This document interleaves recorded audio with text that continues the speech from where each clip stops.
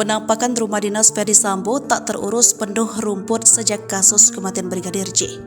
Kondisi rumah dinas yang ditempati mantan Kadif Propam Polri Ferdy Sambo di Kompleks Polri Duren 3, Pancoran, Jakarta Selatan sepi dan terbengkalai Rabu 9 Agustus 2023. Dari pantauan wartakotalive.com, tampak ranting pohon dan daun kering yang berserakan hingga rumput tinggi menghiasi teras rumah. Tak ada aktivitas sama sekali yang tampak baik di luar rumah maupun di dalamnya. Bahkan garis polisi juga masih panjang di tembok dan garasi rumah dinas Ferdy Sambo tersebut. Selain itu, beberapa stiker Bareskrim Polri juga masih tertempel di beberapa bagian rumah, seperti di jendela maupun pagar.